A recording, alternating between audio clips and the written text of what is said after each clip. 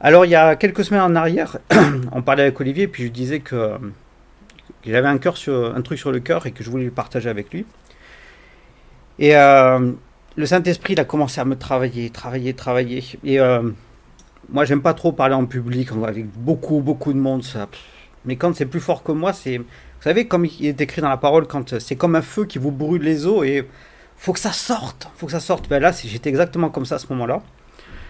Alors, il y en a qui parlent beaucoup mieux que moi à ce niveau-là, mais je vais vous le dire simplement avec des mots super simples. Et le thème de ce jour, c'est le ministère. Alors, tout d'abord, je voudrais dire un grand merci, Saint-Esprit, parce que tu me donnes l'occasion de pouvoir parler. Pour ceux qui viennent pas souvent à Naba Ministries ou si c'est la première fois, en fait, ce qui se passe, c'est que très souvent, on a des programmes, on a des personnes qui sont prévues pour parler, et d'un seul coup, le Saint-Esprit, il nous tombe dessus. Et là, il chamboule complètement nos programmes, et nous, on dit, Saint-Esprit, on te laisse complètement champ libre. On a prévu un truc, et ben on le met de côté. On te laisse parler, on te laisse agir. Et si jamais il a voulu que je parle ce matin, ben moi, je lui dis un grand merci pour ta confiance. T'es trop fort.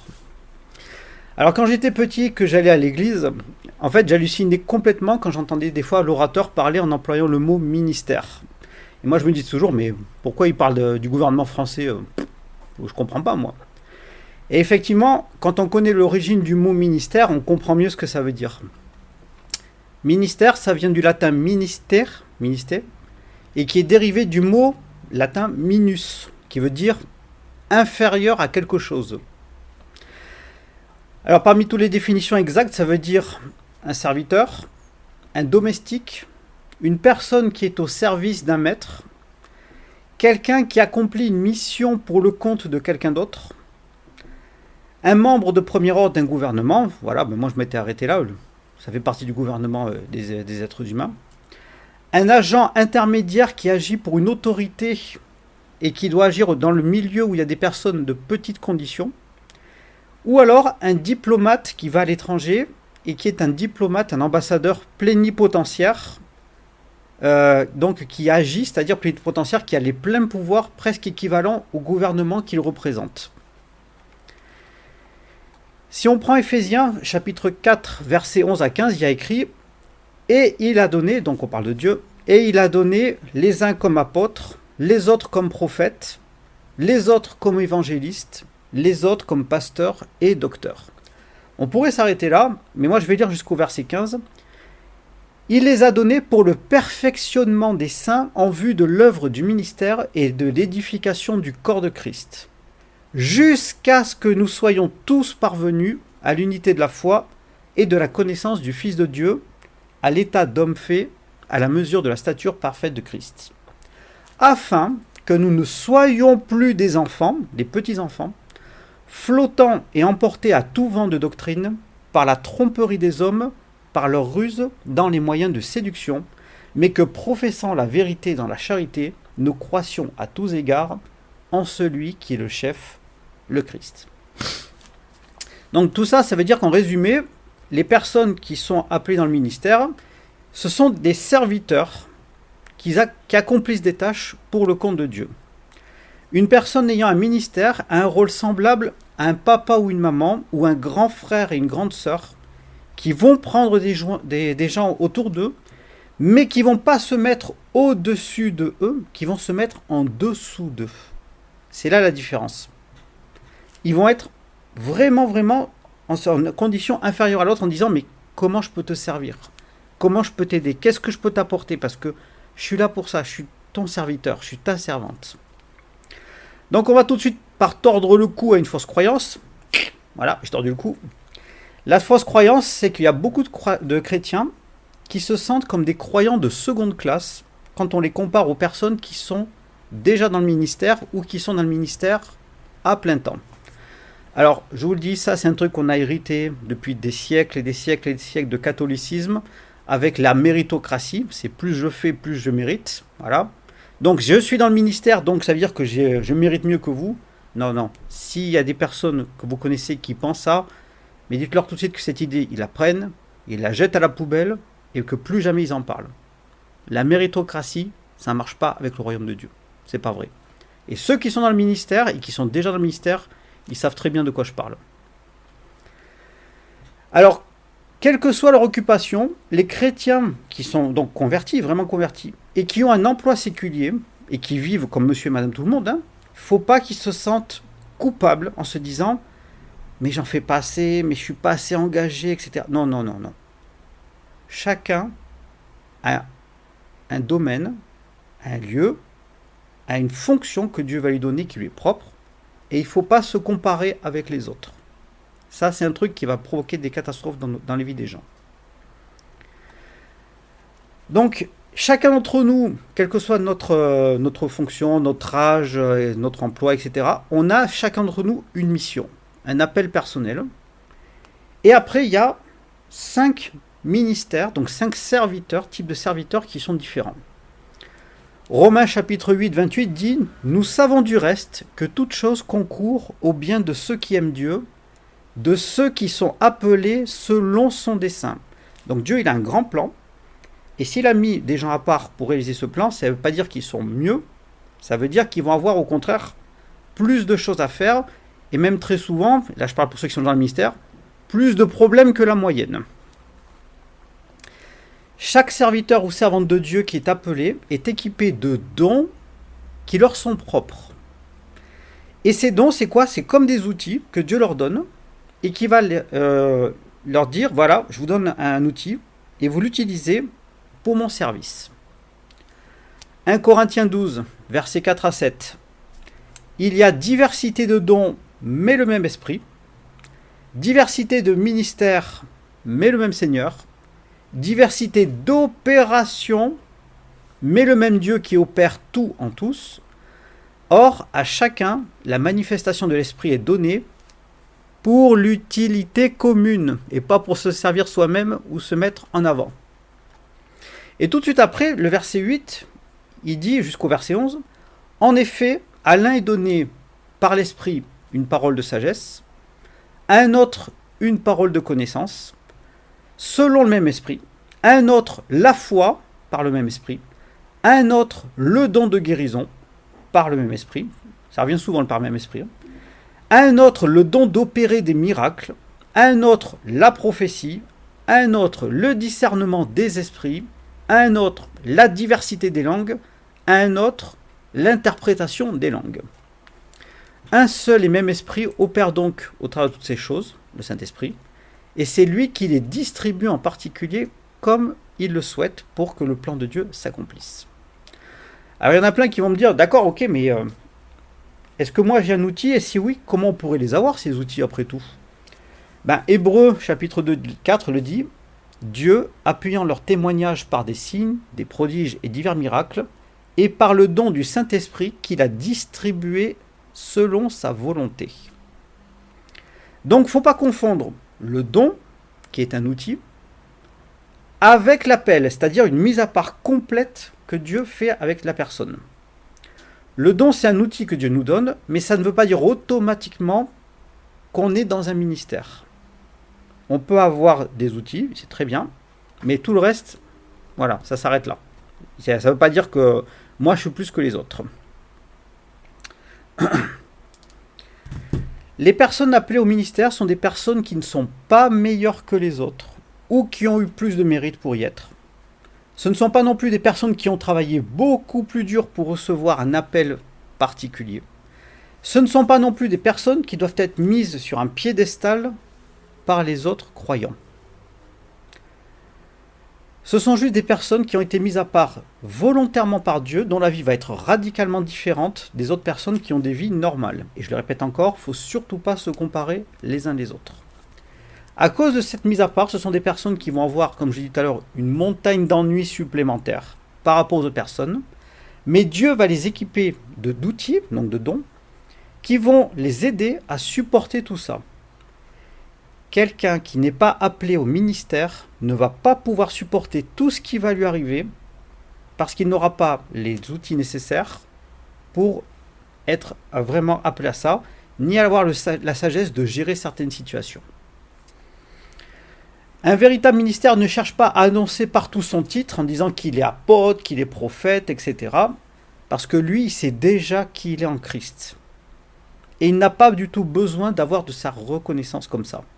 Au contraire, celles et ceux qui cherchent à devenir importants, se parant de titres qui sont bien ronflants pour se distinguer des autres, ben en fait, ils cherchent simplement à se servir eux-mêmes. 2 Corinthiens 10-18 le dit très bien, car ce n'est pas celui qui se recommande lui-même qui est approuvé, c'est celui que le Seigneur recommande. Moi, une fois, j'étais, je crois que je sais plus si c'était sur Facebook ou un autre réseau social, et j'étais sur un site chrétien où j'avais annoncé un truc qui était tout à fait biblique, et là, il y a tout plein de personnes qui venaient notamment d'Afrique, et là, apôtre ceci, prophète cela, waouh, qu'est-ce qu'ils m'ont mis parce qu'ils n'étaient pas d'accord avec ça. Et en fait, je regardais, ben, c'était juste des personnes qui cherchaient à se servir elles-mêmes. Ça m'a beaucoup parlé, ça. Les gens reconnaissent tous ensemble le caractère d'un ministère qui est vraiment appelé par Dieu. Un ministère ne s'appartient plus, il vit dans le corps de Christ, tout comme le corps de Christ vit en lui. Alors là, je vais ouvrir une petite parenthèse très rapide. En France, et je vais parler que pour la France, dans les années 60-70, il y a eu un énorme manque de mentorat, de suivi ou de transmission sur ce qui avait été compris et intégré par les églises qui étaient dites réveillées dans l'esprit. Et à cause de ce manque de transmission, il en a résulté un trou dans les églises évangéliques par rapport à tout ce qui devait être transmis. Du coup, on se retrouve aujourd'hui avec beaucoup moins de parents spirituels ou de grands frères et grandes sœurs spirituelles par rapport à ce qu'on devrait avoir. Alors à la place, qu'est-ce qu'il y a eu ? Ben, au mieux, il n'y a rien eu. Et comme il y avait du vide, ben, tout s'est effondré sur lui-même, au niveau des communautés, au niveau des groupes, etc. Et au pire, ben, il y a des opportunistes qui sont venus et qui ont pris les places qui étaient vacantes. Et du coup, ben, ils se servent eux-mêmes. Les différents ministères sont semblables aux différentes couleurs qu'un peintre emploie aux bons endroits pour créer un superbe tableau. Et chaque couleur sert un propos bien précis et se complète avec les autres. Je sais qu'il y en a beaucoup parmi vous qui sont peintres ou qui sont dans les arts, donc vous allez tout de suite comprendre à quoi je fais référence. Quand une personne est à sa place en fonction de son ministère selon le cœur de Dieu, il y a du résultat qui est visible et tangible parce que Dieu bénit les serviteurs et leur obéissance. En revanche, quand une personne prend une place à laquelle elle n'est pas appelée, elle peut avoir un peu de résultat parce que Dieu bénit malgré tout et qu'il a compassion, mais cette personne qui n'est pas à sa place, elle gêne les autres personnes que Dieu a vraiment appelées aux endroits où elles sont. Être dans le ministère, ça réclame obligatoirement une grande écoute et une grande obéissance au Saint-Esprit. Mais par-delà tout ceci, ça nécessite d'être parfaitement aligné, et là écoutez bien parce que c'est pas courant ce que je vais vous dire, d'être parfaitement aligné avec sa propre personnalité et ne pas jouer un rôle inconsciemment. Je ne vais pas rentrer dans les détails, mais est-ce que vous savez qu'on peut jouer le rôle de chrétien sans même s'en apercevoir ? On en parlera une prochaine fois. On pense parfois à tort qu'il faut obligatoirement avoir fait une école théologique ou biblique pour entrer dans le ministère, parce que c'est ça qui valide le fait qu'on va être vraiment appelé. C'est faux. C'est faux, c'est faux, c'est archi faux. Une école biblique, on peut acquérir des connaissances. Idem pour la notion de perfectionnement. On nous dit souvent qu'il faut travailler notre sanctification avant que de faire quoi que ce soit parce qu'on n'est jamais assez saint. Mais là aussi, c'est faux. C'est archi faux. Ça, c'est quelque chose qu'on essayait de nous mettre, qui a été un joug au-dessus de nous et qui nous empêche de rentrer vraiment dans la mission que Dieu veut pour chacun d'entre nous. Normalement, quand on enseigne sur les ministères dans les églises traditionnelles, on a toujours pour habitude de parler des 5 ministères qui sont l'apôtre, le prophète, l'évangéliste, le pasteur et le docteur de la loi. La logique, et on le fait souvent, on parle toujours de l'apôtre en premier. Mais comme moi je suis un peu rebelle sur les bords, l'apôtre, je le mets de côté et je vais en parler en dernier, volontairement, et vous allez comprendre ensuite pourquoi. Donc je vais attaquer directement par le premier, qui est le prophète. Alors pour ceux et celles qui ne le sauraient pas, vous êtes à Naba Ministries ici. Et Naba, c'est un mot hébreu qui veut dire prophétiser. Et on a appelé ce groupe comme ça parce que c'est la couleur spirituelle de notre groupe. Donc j'ai envie de dire bienvenue chez les Fada. et je dis ça à moitié en rigolant. Parce que les prophètes, ce sont des gens qui sont vraiment, vraiment à part. Parfois un peu originaux, voire même parfois un peu perchés. C'est le seul ministère qui apparaît aussi bien dans l'Ancien que le Nouveau Testament. Le prophète, il incarne complètement ce que Dieu veut dire ou faire à son peuple. Tous les chrétiens qui sont nés de nouveau et qui sont connectés au Saint-Esprit sont capables de dons spirituels et donc aussi de prophétiser. Mais ça ne veut pas dire, parce qu'on est capable d'avoir des paroles prophétiques, qu'on a un appel de prophète. On l'a vu tout à l'heure, la prophétie c'est un don, donc c'est un outil. Ça ne veut pas dire qu'on est mis à part et que ça y est, on devient prophète. 1 Corinthiens, chapitre 14, verset 39. Ainsi donc, frères, aspirez au don de prophétie. Aspirez-y, demandez-le à Dieu. Et n'empêchez pas de parler en langue. Le prophète, qu'est-ce que c'est ? C'est quelqu'un qui reçoit en direct des instructions très précises pour l'Église et le peuple de la part du Saint-Esprit. Le prophète, il encourage, il avertit, il rectifie, parfois même il condamne selon ce que Dieu lui donne à cœur de dire. Il prêche souvent d'ailleurs à des personnes qui sont déjà converties, là où l'évangéliste va au contraire parler à des personnes qui sont inconverties. Ça ne veut pas dire que ce n'est pas possible, on est bien d'accord. Il peut tout à fait être dans la rue et puis voilà, ça sort d'un coup. Mais voilà, sa place première, c'est de parler d'abord au peuple de Dieu qui est déjà converti. Hop. Les gens disent d'un prophète que même sans qu'il ait besoin de parler, quand on est proche de lui, il y a quelque chose qu'il dégage. Il y a quelque chose spirituellement qui dégage. Alors, pour être très clair, chacun d'entre nous, on a notre petit monde spirituel. Et nous évoluons sur Terre, qui est un monde physique, mais qui est aussi un lieu spirituel. Donc on est un esprit qui marche dans un grand monde spirituel. Et bien les prophètes, eux, ils ont quelque chose qui est beaucoup plus fort, quelque chose qui dégage encore plus fort que la moyenne. En sa présence, c'est comme si Dieu il paraissait tout d'un seul coup beaucoup plus proche. Comme si le Saint-Esprit était plus présent et qu'il y a des manifestations qui arrivent beaucoup plus fort, des manifestations surnaturelles. Dieu demande une grande exigence de la part d'un prophète au niveau de l'écoute et de l'accomplissement de sa volonté, même si ça veut dire mettre sa propre vie en danger. Il sert à la fois de sentinelle, de correcteur et d'encourageur. Il reçoit des visions qu'il reçoit du passé, du présent, du futur, à travers des révélations spirituelles qui se confirment. Et ça, j'insiste là-dessus, qui se confirment. L'appel du prophète, ça concerne tout ce qui se passe dans l'Église, et ça rentre toujours très fortement en conflit avec l'esprit religieux. Vous mettez un prophète dans une église où il y a de la religiosité, au bout d'un moment, il ne va plus pouvoir se taire, ça va être trop fort pour lui. Spirituellement parlant, l'ennemi qui est vraiment public numéro 1 du prophète, c'est l'esprit de Jézabel. Aujourd'hui, nous sommes en France.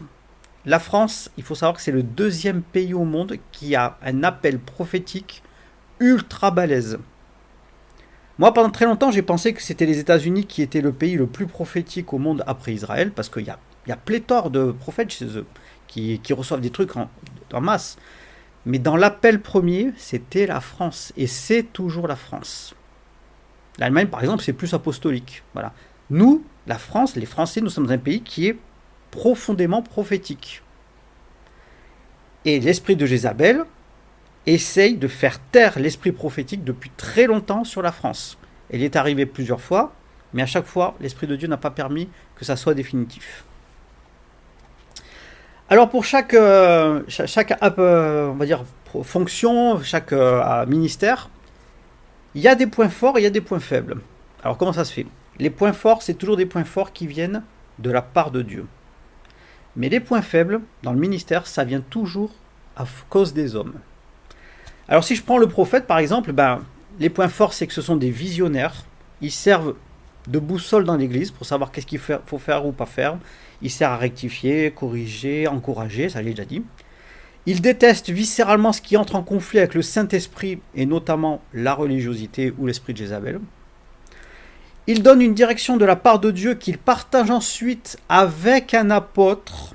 Et ça, c'est super important. Quand je viendrai à l'apôtre, vous allez comprendre pourquoi. Il porte en lui un feu de l'esprit qui touche tous ceux qui l'entendent et qui sont bien disposés à le recevoir. il transporte avec lui une part de la présence de Dieu. Le point faible des prophètes, notamment qui vient toujours de la part des êtres humains, d'abord le prophète doit absolument travailler avec un apôtre parce qu'il va lui servir de vis-à-vis dans le cadre d'une structure établie. Si un prophète agit seul, l'esprit de Jézabel va vouloir lui tomber dessus et le faire taire. Et si jamais il y a des failles, il y a des trous dans sa cuirasse, l'esprit de Jézabel va pouvoir entrer à l'intérieur. Là où l'apôtre va placer un cadre, le prophète il va avoir tendance à s'éparpiller partout parce qu'il reçoit en permanence et des trucs mais super précis. Beaucoup de personnes pensent qu'elles sont prophètes, mais en réalité elles sont juste prophétiques. Et cela donne pour conséquence au mieux des délires mystiques. Voilà, bon, on sait qu'elle elle se déclare prophète, bon, on sait que c'est pas le cas. Mais au pire, ça donne des comportements qui deviennent sectaires et abusifs. Et quand je dis sectaire, même si le mot est fort, c'est exactement ça, un comportement sectaire. Un vrai prophète de Dieu, pour finir, est souvent contesté, bafoué, incompris, rejeté. La plupart des prophètes de l'Ancien Testament sont morts exécutés par le peuple de Dieu ou même ses responsables. Et je veux dire, ça n'a pas vraiment changé aujourd'hui. Un vrai prophète, on lui vomit dessus en permanence. En permanence. Parce qu'il y a des tas d'esprits qui ne veulent pas de ça. Vous voulez vraiment avoir un appel de prophète ? Bah, bon courage. Hein. Sachez qu'il y a des choses qui vous attendent et demandez à Dieu si c'est vraiment ça que vous voulez avoir. Voilà, pour le prophète, j'ai terminé. Alors je précise, souvent je dis il, le, etc. On est bien d'accord, hein. C'est pas que les hommes, les femmes aussi. Le ministère de la femme, bien sûr que oui, ça existe. Ensuite, on va passer, donc le deuxième, c'est l'évangéliste. Est-ce qu'il y a des évangélistes aujourd'hui parmi nous ? Je répète, est-ce qu'il y a des évangélistes parmi nous ? Merci de vous manifester. Ah, les évangélistes. Alors pendant longtemps, moi je croyais que l'évangéliste, c'était quelqu'un qui partait dans des pays sauvages, où il n'y avait pas la civilisation, le truc reculé là, en plein milieu de la jungle, et qui créait des églises pour parler de Christ. Voilà, moi je pensais que c'était ça un évangéliste. Ben, en fait, même si cela est tout à fait possible, le rôle de créer des églises, des structures, c'est pas à l'évangéliste que ça appartient. Normalement, ça appartient à l'apôtre. L'évangéliste, lui, il est appelé à parler tout d'abord de Jésus et de l'évangile dans des lieux où on n'en parle pas du tout ou alors vraiment très peu. Il n'hésite pas à parler aux gens, quitte à se faire rembarrer tout le temps. Même s'il se fait envoyer bouler, il faut toujours qu'il parle de Jésus, de Dieu. C'est plus fort que lui. Et dans son cœur, l'annonce de l'évangile, de la bonne nouvelle, elle se fait à tout prix au travers d'une forte compassion pour les âmes qui sont perdues. Voilà, l'évangéliste, il est là. C'est ceux qui ne connaissent pas Dieu, ça lui est insupportable. Il faut qu'il aille parler de Jésus à ceux qui ne le connaissent pas.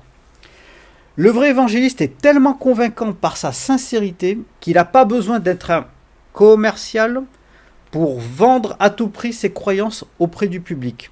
Le gars, il arrive, il parle de Jésus, blam. Les gens, mais ils disent, waouh, ils sont trop convaincus. C'est quelque chose qui émane de lui. Alors bien sûr, il existe là aussi une différence entre le chrétien qui évangélise, parce que c'est notre rôle à tous, hein, et un ministère d'évangéliste qui aura une onction particulière de la part de Dieu. J'ouvre une parenthèse très rapide. Au tout début des années 2000, il y a des personnes qui ont dit les personnes qui sont d'origine juive, il ne faut pas leur parler de Jésus, c'est Dieu qui doit le faire en direct, sinon on va faire des bêtises. Et ça fait le tour de tout plein d'églises évangéliques. Par pitié, si vous avez entendu ça, si vous croyez ça, vous mettez ça aux ordures et vous l'enterrez vivement. Si Dieu vous dit de ne pas parler, d'arriver comme un gros bourrin en parlant de Jésus à un juif, ok, il n'y a pas de problème. Mais un juif qui veut entendre parler de Yeshua, mais parlez-lui-en. Et cette idée-là que je viens de vous parler, vraiment vous l'enterrez, vous n'entendez plus jamais parler. Hein. Alors les points forts que Dieu donne au travers de ce ministère, d'abord c'est bien sûr la compassion pour les non-convertis, c'est super prononcé, c'est ce qui ressort en premier. Ensuite l'évangéliste, il n'a pas peur d'aller là où se trouvent les coins les plus craignos de la société, il n'a pas peur du tout d'y aller, et il est très souvent équipé par Dieu par des dons de puissance comme le don de guérison, la délivrance, le don de miracle, etc. etc. Un jour je parlais avec un gars qui était prophète, ministère de prophète, et il me racontait une histoire qui m'a fait halluciner. Il va dans une église en visite, où le responsable c'est un de ses amis. Et lui, celui qui était sur place dans l'église, il avait vraiment un cœur d'évangéliste. C'était très fort. Alors ils se retrouvent, ils font le culte, tout va bien. Et après, l'évangéliste, il dit au prophète, dis donc, ça fait trop longtemps qu'on s'est pas vu. Viens, on prend un temps ensemble, ça te dit, on va boire un coup dans un petit bar quelque part, je connais un coin. Et le prophète dit, ouais, super, allez, on y va. Donc la fin de la journée se finit. L'évangéliste, il vient chercher le prophète et il dit, allez, on y va. Ah, ok, ça me fait plaisir, on va passer du temps ensemble. Et dis-moi, c'est loin le bar où tu m'emmènes? Non, non, non, on va rouler un petit peu, mais t'inquiète pas, ça va le faire, tu vas voir, ça va te plaire. Et là, il roule pendant longtemps. Et le prophète, au bout d'un moment, il se dit, pétard, il est loin son bar, il va où là? L'évangéliste, il l'a amené à l'autre bout opposé de la ville, là où il y avait un port. Il l'a amené dans les docks, dans un bar. Mon Dieu! Alors le prophète, il voit le bar, il dit, dis donc, tu le connais ce bar? Ah non, non, c'est la première fois que j'y vais, mais on m'en a parlé, allez viens, on y va, ça va bien se passer. Ils rentrent tous les deux à l'intérieur, et là, la différence de comportement entre les deux. Le prophète, il met un pied dans le bar, blum. Il sent un poids d'un seul coup sur lui, parce qu'il sent que là, il y a quelque chose qui ne va pas dans le monde spirituel. Les mafieux, les prostituées, le deal de drogue, tout ce que vous pouvez imaginer qui est horrible, tout était rassemblé dans ce bar. Et l'évangéliste, il est là, et il va au bar, il s'accoude. Alors, monsieur, ça va? Je peux avoir 2 bières, s'il vous plaît? Alors, vous voyez, vous aurez vu la tête du barman, le mec avec la cicatrice ici. Un vrai film, le truc de fou, hein, vraiment. Et l'évangéliste, il commence à lui parler, mais naturellement. Bon alors, ça va, vous avez du monde aujourd'hui, il fait chaud aujourd'hui, ah ouais. Et ça fait longtemps que vous êtes ouvert, blablabla. En 10 minutes, le mec, au lieu de se prendre un pain dans la figure comme il aurait dû faire, le barman comme il fait d'habitude, l'évangéliste lui a annoncé l'évangile, la bonne nouvelle, il lui a mis des prospectus pour aller à son église, et il lui a donné 2-3 paroles. Le mec, il était touché, mais touché. Il était à sa place d'évangéliste. Voilà, j'espère que ça vous parlera vous aussi.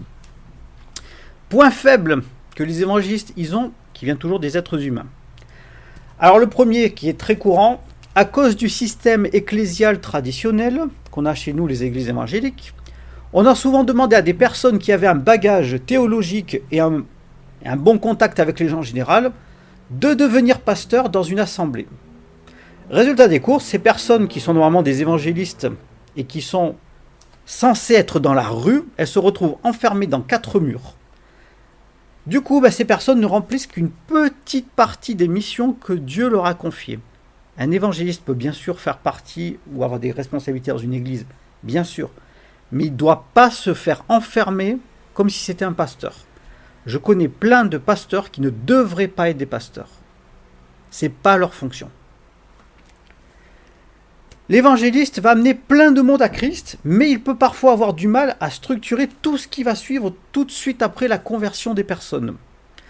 Il ne faut pas lâcher les gens dans la rue, ne pas les confier non plus à n'importe qui. L'évangéliste, il doit savoir faire appel aux autres ministères pour poursuivre un travail qu'il a initié lui-même. Le vrai évangéliste, il n'est pas non plus dans la course de la meilleure prestation ou, comme je dis souvent, le meilleur tableau de chasse en se comparant avec les autres. Lui, il faut vraiment qu'il soit dans l'humilité, chose après chose, etc. Et ne surtout pas chercher la course du meilleur trophée. Et pour finir, les évangélistes ont parfois tendance à vouloir vite baptiser des gens, mais trop vite, parce qu'elles commencent un petit peu à croire en se disant que ça va les sauver plus vite, alors qu'au contraire, il faut un minimum de suivi préalable avant de faire le baptême. Certains jeunes baptisés se retrouvent trop vite lâchés ensuite, après le baptême, et abandonnés, et du coup, ils sont tellement perdus et déçus que qu'est-ce qu'ils font? Ils abandonnent la foi par manque de suivi. Ces personnes se retrouvent ensuite dans la nature, blessées par tout ce qui se rapproche du monde chrétien, et vont avoir un phénomène de tout rejeter en bloc. Je ne dis pas que ça arrive tout le temps, mais ça, nous on peut le voir ici en Avamissis, ça arrive assez souvent. Voilà, pour l'évangéliste, j'ai terminé. On parle maintenant du pasteur. Alors le mot pasteur, un pasteur c'est quoi? Le sens premier du mot, c'est un berger. Le berger qui fait paître le petit troupeau. Son rôle, c'est de consoler les membres du corps, de les encourager, de les aider à guérir, de les aider à être préservés malgré les épreuves qu'ils rencontrent ou dans lesquelles ils ont galéré. Le pasteur, symboliquement, c'est celui qui passe de l'huile sur les plaies ouvertes du petit troupeau pour qu'elles soient apaisées, ces blessures. Et bien le pasteur, il fait pareil, il joue le rôle de pivot dans les rapports humains, pouvant rapprocher des gens, apaiser des querelles, intégrer des personnes qui sont trop isolées, etc., etc. Et grâce à son écoute, il peut vraiment suivre des personnes qui ont trop galéré à travers des cures d'âme, ou sur le plan psychologique, ou de la psychothérapie, car ils ont un don naturel pour ça, qui peut être bien sûr renforcé par certaines formations de la part de personnes qui sont plus qualifiées qu'elles. Contrairement à la tradition évangélique, alors là aussi, je vais mettre les pieds dans le plat, un pasteur, c'est pas le big boss d'une assemblée.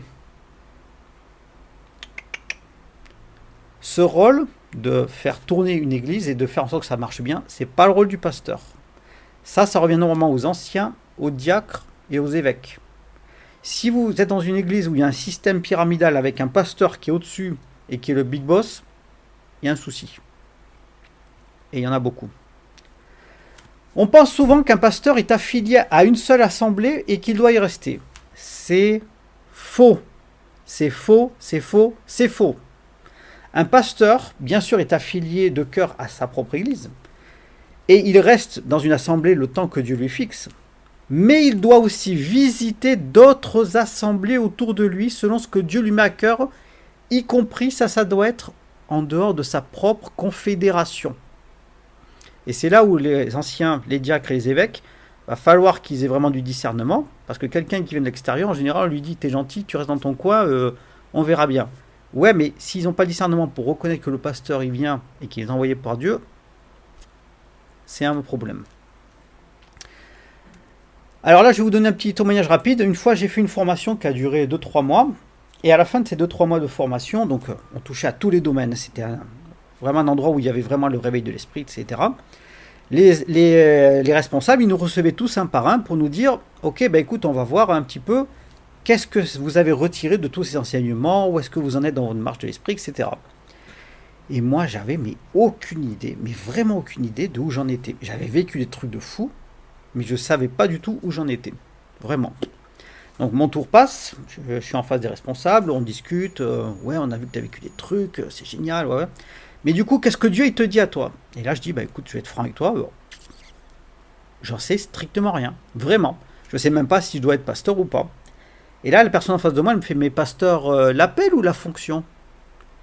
Et quand elle m'a dit ces mots-là, d'un seul coup, il y a un truc qui s'est fissuré en moi d'un coup, prise de conscience de ce qu'elle venait de me dire. Et pour être certain de ce que j'avais compris dans l'esprit, je lui dis, mais qu'est-ce que tu essayes de me dire? Ben, tu vois, moi, par exemple, voilà, moi, je suis pasteur de cette église, mais ma vocation première, c'est pas d'être pasteur. Moi, j'ai autre chose, voilà, mais je suis pasteur parce que ça me permet de pouvoir avoir un œil sur l'ensemble, donc on m'a nommé pasteur. Et là, j'ai dit, mais ça va pas du tout. Mais il y a un truc qui tourne pas rond. Et c'est là où je me suis rendu compte que quand on est pasteur, il peut y avoir plusieurs pasteurs dans une assemblée, mais qui a vraiment le vrai ministère de pasteur? Non, non. Si vraiment tu as une fonction d'autorité, évêque, diacre, ancien, ok, tout ça je comprends, mais pas pasteur. Le pasteur n'est pas au-dessus, il est dans l'assemblée, au milieu des autres. Il veille à ce que toute chose soit faite avec ordre, c'est marqué dans 1 Corinthiens 14, verset 40. Il veille aussi à ce que la doctrine soit gardée, Tite, chapitre 1, verset 9, à ce que le troupeau soit gardé des faux docteurs, 2 Pierre, chapitre 2, verset 1. Bien que les ministères de pasteurs et de docteurs de la loi soient différents, il semblerait d'après Éphésiens 4, 11 que ces deux ministères soient assez unis pour travailler ensemble. Alors les points forts du pasteur, facile, il aime profondément les gens, mais vraiment. Il a un cœur, mais grand comme ça. Converti ou pas converti, il s'en fout, il aime les gens. Gros cœur de compassion, il est très protecteur avec les personnes qui sont affaiblies ou en souffrance. Il aime passer du temps avec les gens pour les comprendre ou les conseiller. Il sait trouver de façon très naturelle des paroles de réconfort et d'encouragement pour que la souffrance des gens soit allégée. Il a aussi parfois des dons que Dieu lui donne qui se manifestent comme par exemple la guérison, la délivrance, etc., etc. Point faible du pasteur, qui vient toujours de la part des êtres humains, je précise. Il peut vite se laisser happer par de trop nombreuses tâches, car il ne place pas de cadre à ses fonctions. Comme il ne sait pas dire non aux gens, il se retrouve très souvent dans une suractivité et parfois il tombe en burn-out. Vous faites le tour partout où vous êtes, dans votre département. Faites le tour de toutes les églises évangéliques, allez parler aux pasteurs et demandez-leur combien on fait des burn-out, des dépressions ou je ne sais quoi. Vous allez voir, c'est hallucinant et ça fait très peur. Le pasteur, il a aussi tendance à vouloir tellement aider les gens qu'il délaisse parfois sa propre famille, alors que celle-ci doit être sa priorité number one. Contrairement à ce que la plupart des gens pensent, le pasteur n'est pas appelé à être au sommet d'une pyramide, c'est-à-dire le big boss de l'assemblée, ni à être un couteau suisse ministériel. Les gens dans les assemblées, ils vont tellement mal que la première chose qu'ils disent, je vais appeler le pasteur. Oui, mais le pasteur, c'est le pasteur. Mais comme le pasteur, on l'a placé en haut de la pyramide, forcément, c'est lui qu'on va aller voir. Mais le pasteur, il n'est pas apôtre, prophète, docteur de la loi, évangéliste, etc. Tout en un. Il est pasteur. Et ça, il faut vraiment qu'on le comprenne dans nos églises. L'avant-dernier ministère, c'est le docteur de la loi. Alors, est-ce que vous avez déjà regardé la chaîne de télévision Canal+ lorsque c'est crypté ? Il faut un boîtier, ce qu'on appelle le décodeur, pour décrypter le son et l'image et comprendre ce qui se passe à l'écran. Eh bien, le docteur de la loi, c'est pareil, c'est un décrypteur. Sauf que lui, il décrypte la Bible. Il ne se contente pas d'étudier et de lire des mots, il étudie tout ce qui concerne la Bible sur l'origine des mots, le sens des phrases, le contexte historique et socio-culturel, les traditions de l'époque, etc., etc., etc. Pourquoi est-ce qu'Abraham il est passé au milieu d'un animal qui a été coupé en deux dans une flaque gigantesque de sang pour faire alliance avec Dieu ? Pourquoi est-ce que dans Lévitique 2.13, Dieu ordonne de faire un rituel dans lequel on va employer du sel ? Pourquoi du sel ? Pourquoi pas autre chose ? Pourquoi est-ce que Paul s'est disputé avec Barnabas après tant d'années à travailler ensemble et que du coup ils n'ont plus fait équipe ? Tout ce genre de questions qu'on peut se poser, le docteur de la loi, lui, il a les réponses. Parce qu'il a passé du temps dans la Bible, dans les Écritures, dans la parole, mais aussi dans l'histoire pour comprendre tous les contextes. Guidé par le Saint-Esprit et par l'intelligence qu'il a reçue de Dieu, un docteur de la loi va être un pivot de la foi et le gardien de la parole. Son appel est identique aux scribes et aux copistes de la loi juive et chrétienne des premiers temps, dont le but était d'être irréprochable sur ce qui était dit et le sens des paroles, ainsi que de les garder intactes et de les transmettre tout en les expliquant. Bref, c'est un spéléologue des Écritures. Tite, chapitre 2, versets 7 à 8, nous dit « Donnant un enseignement pur, digne, une parole saine, irréprochable, afin que l'adversaire soit confus, c'est fort, hein, n'ayant aucun mal à dire de nous. » Je répète, donnant un enseignement pur, digne, une parole saine et irréprochable. Et dans 2 Timothée 2, verset 2, « Et ce que tu as entendu de moi en présence de beaucoup de témoins, confie-le à des hommes qui sont fidèles, qui sont capables de l'enseigner à leur tour à d'autres. » Alors les points forts de la part du docteur de la loi, c'est un véritable puits de connaissances. Il aime partager ses découvertes et son savoir avec une précision qui captive littéralement les gens. Un docteur de la loi qui vous raconte un truc qu'il a découvert, mais jamais vous vous dites « c'est long, qu'est-ce que je m'ennuie ». Le gars, c'est comme si vous racontez une histoire et vous êtes captivé par l'histoire. C'est pas donné à tout le monde ça. Il a aussi le don de se faire entendre et comprendre lorsqu'il parle de sujets qui sont très compliqués. Vous donnez un truc archi compliqué à un docteur de la loi, il va être capable de le synthétiser de façon beaucoup plus simple sans en tordre le sens premier. Ça aussi, c'est pas donné à tout le monde. Il sert aussi de référence quand on se pose des questions sur ce que dit la parole. Véritable boussole scripturaire, il est comme les Béréens qui sondaient les Écritures pour voir si ce qui est dit ou fait correspond à ce qui nous a été transmis depuis des siècles au travers de la Bible. Et pour finir, il a un don qui est super particulier. Il donne envie aux gens de devenir autonomes dans leur recherche personnelle de la Bible. Moi, j'ai jamais compris. Les docteurs de la loi que je connais, Il vous donne envie de prendre votre Bible et de chercher, même si ce n'est pas votre truc premier. C'est un don de fou qu'ils ont. Les faiblesses. Alors, toujours venant de la part des êtres humains, à cause de ses nombreuses connaissances de la parole, le docteur de la loi peut parfois être un peu raide sur certains sujets de société qui nécessitent au contraire de la compréhension et de la compassion, surtout face à certaines situations humaines qui sont très délicates. Sans compassion et sans le Saint-Esprit, un docteur de la loi, à la recherche de la toute-puissance, donc ceux qui ne connaissent pas la toute-puissance, c'est un terme psychologique qui demande à ce que quelqu'un commande les autres, on va dire. Eh bien, un docteur de la loi qui est à la recherche de la toute-puissance et qui n'a ni le Saint-Esprit ni de la compassion, vous savez ce qu'il va devenir? Il va devenir un inquisiteur. Et je vous garantis que c'est vrai. Un docteur de la loi doit savoir rester humble, sous peine de se voir enflé d'orgueil à cause de toutes les connaissances qu'il accumule.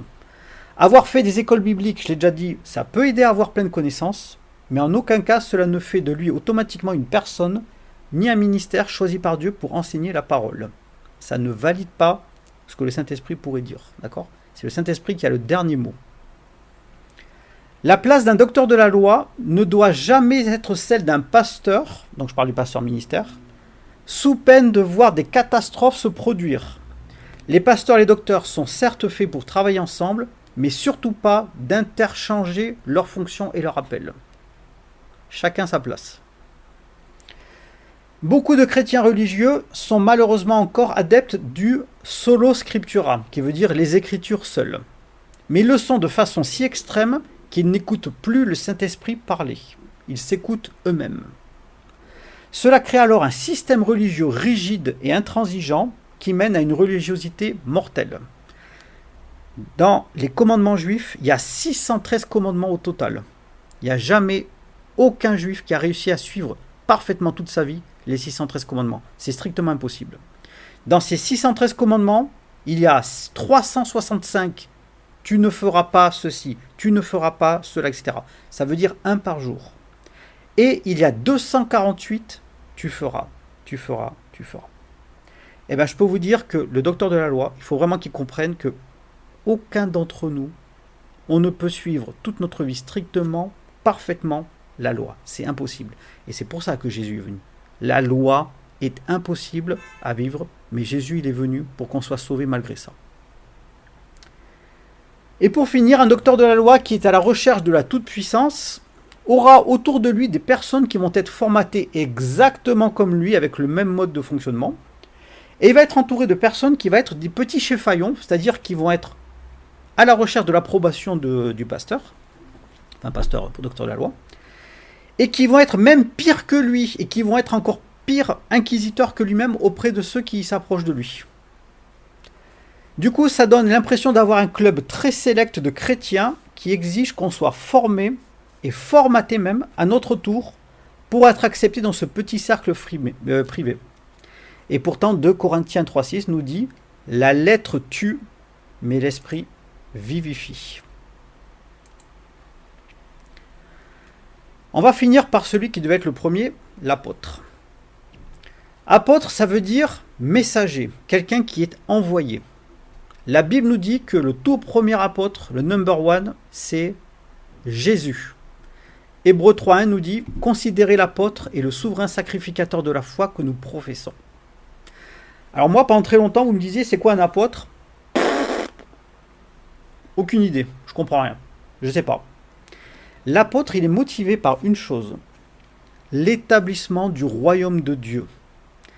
Il sert à mettre en mouvement les ministères et il fait rentrer les gens dans leur destinée personnelle. Et écoutez bien ce que j'ai dit. J'ai pas dit forcément qu'il les fait rentrer dans le ministère. J'ai dit qu'il les fait rentrer dans leur destinée personnelle. C'est un pionnier, retenez ce mot, pionnier, apôtre égale pionnier. Il va créer des communautés ou des structures à partir de rien ou alors à partir de ruines. Et quand je parle de ruines, je ne parle pas forcément de bâtiments, je parle d'endroits où il y avait des groupes qui se sont disloqués, qui se sont séparés pour X raisons. Lui, il va venir, ouf, ça revient à la vie.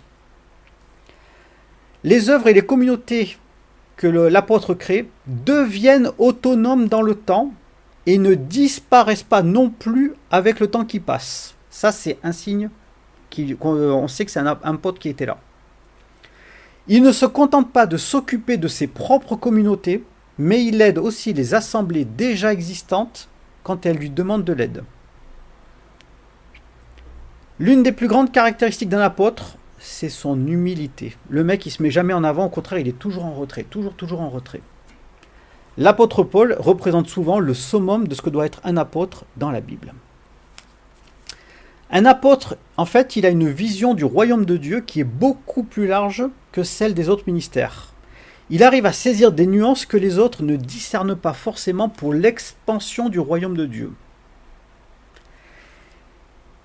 Alors, il est strictement impossible de devenir apôtre sans avoir été reconnu comme ayant exercé dans un autre ministère dans lequel on a exercé auparavant. C'est pas possible. Quelqu'un qui arrive et qui dit « je suis apôtre », ah ok, t'as fait quoi auparavant? Rien. Ben non, ça n'existe pas. C'est pas possible. Il est également impossible d'être reconnu apôtre seulement par des hommes, parce que ça les arrange. C'est d'abord le Saint-Esprit qui va le désigner et qui va donner ensuite de multiples confirmations autour de lui. Et il va le faire savoir aussi auprès d'autres chrétiens, auprès de qui normalement on n'a pas trop ou peu de rapport. Je le répète, personne ne peut se désigner soi-même apôtre. C'est comme lancer un boomerang et qu'un jour il va nous revenir en pleine figure. Alors les capacités de l'apôtre, en fait, il englobe les 4 autres ministères. L'apôtre, quoique autonome, il ne reste jamais isolé dans son coin. Il œuvre activement afin que tous les autres ministères se manifestent et puissent, voire même un jour si besoin, le remplacer lui-même. Alors on peut illustrer ce rapport, on le dit souvent pour ceux qui sont anciens, ils ont déjà vu cette image. Les 5 ministères, ils sont là, c'est comme les doigts de la main. Et bien regardez bien ce que je vais faire. Apôtre, prophète, évangéliste, pasteur, docteur de la loi. Imaginez que j'ai un accident et que je perde mon pouce. Il me reste quand même 4 doigts. Je peux continuer de vivre avec ces 4 doigts. Ce ne sera pas évident parce qu'il me manquera mon pouce, mais ça peut continuer à fonctionner. D'accord? Donc une église où il n'y a pas forcément un apôtre, les gens peuvent quand même être dans leur ministère et ça peut fonctionner. Maintenant l'inverse, regardez. Un apôtre qui est tout seul, mais qui n'a pas les 4 autres ministères autour de lui, il va galérer total. Un apôtre qui reste tout seul, c'est pas possible. Il va faire pas grand-chose. Il a besoin d'être connecté aux 4 autres ministères. Et d'ailleurs, il partage avec les 4 autres ministères plein de dons que les autres ils ont. Et s'il y a besoin, lui, il vient pour remplacer momentanément quelqu'un, le temps que Dieu choisit. Dans l'Ancien Testament, le roi avait une fonction apostolique, c'est-à-dire qu'il représente en quelque sorte l'exécutif du gouvernement. Et le prophète, lui, il avait une onction prophétique, c'est-à-dire qu'il donne les instructions de la part de Dieu. Donc le rôle du roi était entre autres de veiller à la sécurité du prophète et à s'assurer à ce que lorsqu'il recevait quelque chose, ça soit fait dans le royaume. C'est pour ça que je vous ai dit tout à l'heure que les apôtres et les prophètes, c'est fait pour bosser ensemble. Moi, à titre personnel, j'ai déjà rencontré quelqu'un qui avait... Mais le gars, il a vécu tout. Je crois qu'à l'heure actuelle, il en est à plus de 200 églises et communautés qu'il a ouvertes. Un truc de dingue. Il vient des États-Unis. Quand Dieu lui a demandé de devenir pasteur, il a dit non. Et il est devenu pasteur quand même. Et il y a eu du fruit, mais un résultat de fou. Puis après, Dieu lui a demandé de partir pour la France. Il a dit la France? Jamais. Il est parti pour la France.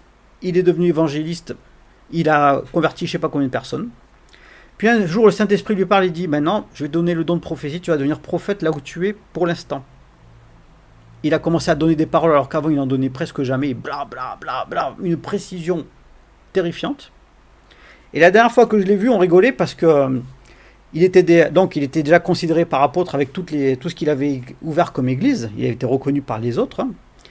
Et Dieu lui a demandé d'étudier encore plus la parole. Il dit « Ok, Saint-Esprit, je fais comment ? Tu vas aller dans cette église qui est là-bas, pas loin de chez toi. » La pire église anti-Saint-Esprit qu'il ait connue. Mais par contre, une connaissance et une explication de la parole, un truc de fou. Il m'y a emmené une fois, j'ai dit « Mais qu'est-ce que je fous là, Seigneur ? Pourquoi je me suis perdu ici ?» Et c'est là qu'après, quand il m'a expliqué ça, j'ai dit « Ah ouais, d'accord. J'ai dit, mais donc, tu as reçu un rendez-vous de la part du Saint-Esprit. Cet endroit-là, tu n'y serais jamais allé. Il dit, ah non, jamais, jamais. Mais Dieu a voulu que je sois là, et effectivement, j'apprends des choses, mais des trucs de dingue, que je ne connaissais pas avant. Quand on a un rendez-vous du Saint-Esprit, si jamais même c'est le pire endroit qu'il vous montre, n'ayez pas peur d'y aller. Vous allez comprendre ensuite pourquoi. Alors, les points forts que Dieu donne aux apôtres, d'abord, le tout premier, et c'est le premier truc qui va se manifester chez l'apôtre, il a un cœur de père ou de mère. C'est ce qui ressort le plus. Et surtout, il va parler du cœur de père de la part de Dieu. Ensuite, il a une vision d'ensemble de la construction du corps de Christ. En fait, il est semblable à un architecte qui vérifie régulièrement un plan qui est dessiné et qu'il dessine en même temps avec Dieu pour le vérifier dans son ensemble, pas juste dans le détail avec certaines choses. Non, régulièrement, il s'éloigne et il prend tout en considération. Et ça, c'est un don que seul l'apôtre il a. Ensuite, il ne dévie jamais de son appel. Le mec, on lui dit d'aller là, il y va. Et il dispose d'une patience à toute épreuve. Par son humilité, il n'attend absolument aucune reconnaissance de la part des autres pour les actions qu'il entame. Il amène à l'existence des œuvres qui n'existent pas encore ou qui sont mortes. C'est un vrai pionnier. Je l'ai déjà dit, retenez ça surtout. Pionnier. Il défend l'œuvre de Dieu au travers des autres ministères qui sont autour de lui. Il est en recherche de la transmission de ses œuvres auprès d'autres personnes, ainsi que de la mise en connexion entre des personnes ou des assemblées. Lorsqu'il fait quelque chose, il ne peut pas le garder pour lui, c'est trop, il veut le donner à quelqu'un d'autre. C'est plus fort que lui, il le confie à quelqu'un d'autre. Une autre caractéristique qui est très forte chez l'apôtre, il se réjouit à fond quand les enfants spirituels qu'il a connus grandissent en maturité et que ça commence à se manifester. C'est comme un papa ou une maman. C'est son cœur, mais il est saisi vraiment, c'est comme si c'était son propre enfant. Et pour finir, je l'ai dit tout à l'heure, il touche à la plupart des dons des 4 autres ministères, sans cependant être beaucoup plus pointu que ces derniers. Les points faibles que les apôtres peuvent amener par le plan humain. Un apôtre, il doit absolument travailler en top priorité avec un prophète. Sinon, là où il va placer tellement de cadres que tout va être rigide et il ne va même pas s'en apercevoir. Il a besoin d'être aidé du prophète pour avoir une direction, pour que lui ensuite le mette en place. Comme des parents font avec leurs propres enfants, un apôtre doit apprendre à laisser vivre ses communautés en autonomie et à ne pas chercher à en garder le contrôle absolu, même s'il reste auprès d'eux pour les conseiller. Et c'est ce qu'il faisait l'apôtre Paul avec les églises qu'il avait aidé à ouvrir. Il ouvrait, il s'assurait que tout allait bien, il plaçait les anciens, les évêques, etc. Et après, il partait. Il prenait régulièrement de leurs nouvelles, mais il les laissait grandir tout seuls. Certains apôtres ont commencé des œuvres et des communautés, mais ils restent ensuite confinés dans leur petite fédération, qu'ils ont d'ailleurs souvent créée eux-mêmes, et ils restent pasteurs à vie dans leur petite église, parce que c'est pour eux le seul moyen de survivre financièrement. Alors là, on pourrait dire beaucoup de choses, mais je ne vais pas rentrer là-dedans. En France, on a un problème avec les sous. L'argent, la thune, le fric, dans l'église, c'est encore trop tabou et c'est encore mal compris. Surtout pour les ministères, qui sont à plein temps. Beaucoup de chrétiens pensent que l'apôtre, il est au top du top et au-dessus de tous les autres ministères, puisqu'il touche chacun des dons et qu'il est parfois prêt à les remplacer. Donc du coup, ils se disent, je vais devenir apôtre et je vais tout faire pour le devenir, comme dans un système pyramidal. C'est faux. Beaucoup de personnes qui sont en manque de reconnaissance et de guérison intérieure sont à la recherche de ça, de la reconnaissance et de la toute-puissance, et ils provoquent des catastrophes aussi bien dans leur propre famille qu'autour d'eux. Donc si on devait résumer, un ministère c'est quoi? C'est quelqu'un qui va avec humilité servir les autres personnes que Dieu va leur mettre sur la route, afin que ces personnes puissent grandir dans la foi. Les ministères de Dieu sont appelés à travailler ensemble et sont semblables aux organes d'un être humain. On a dit souvent Jésus est à la tête de l'Église et c'est vrai. Mais les apôtres, c'est la colonne vertébrale. Ils font en sorte que ça tienne debout et que ça ne s'effondre pas sur place. Les prophètes, ils sont à la fois la vue et la bouche. Ils voient des choses dans le monde spi et ils parlent de la part de Dieu. Les évangélistes, ce sont les jambes. Les pasteurs, ce sont le cœur et les oreilles. Ils écoutent la misère des gens et ils ont un cœur de compassion pour eux. Et pour finir, les docteurs de la loi, ils sont comme les reins qui filtrent les choses à la lumière de la parole, mais aussi les bras lorsqu'il faut se protéger ou repousser les fausses doctrines. Dans un monde idéal, comme il n'y a qu'un seul Saint-Esprit, tous les chrétiens sont appelés à devenir servir de Dieu et devraient en théorie tous travailler ensemble sans problème. Alors pour vous, je sais pas, mais moi je regarde autour de moi, je trouve qu'on n'est pas dans un monde idéal du tout. Du coup, puisque le Saint-Esprit est parfait, ça veut dire donc que le problème, il vient des hommes. Bah oui. Différentes choses rendent impossible un travail unitaire. L'orgueil, l'amour de l'argent, le contrôle, la peur, la jalousie, la convoitise, la différence de l'autre, etc., etc. Sans parler des différences de doctrine. Moi, quand je vois qu'il y a encore des églises qui pensent que le Saint-Esprit, les dons de miracles et tout ça, ça s'est arrêté à l'époque de la fin de la Bible et que ça n'a plus jamais existé, mais moi, ça me fume. Ça me fume sur place. Je comprends pas ça. Et pour terminer, souvent avec le temps et les expériences spirituelles qu'on vit avec Dieu, il y a une seconde couleur ministérielle qui commence à apparaître, toujours suscitée par Dieu. On n'en a pas qu'une, il y a une deuxième qui commence à apparaître. Et elle est là aussi reconnue avec les gens. La question à 1 million d'euros que tout chrétien va se poser un jour, est-ce qu'un ministère doit être forcément à plein temps? Aïe, qu'est-ce que je suis en train de poser comme question? Soyons clairs, si ça ne vient pas dans le cœur de la personne, et si ce n'est pas reconnu et confirmé par d'autres personnes autour de lui qui ont dit « Dieu m'a parlé et voilà ce que tu dois faire », que personne ne se lance à plein temps dans le ministère. Ça ne va pas être possible. Ça va être des dégâts irréversibles. Personne ne doit nous formater mais nous guider. C'est le Saint-Esprit qui convainc et pas nous. David, il n'a pas hésité à refuser l'armure de Saül pour aller combattre Goliath. Il est parti au combat avec ses habitudes et sa propre personnalité. Ne vous laissez jamais formater par quelqu'un d'autre.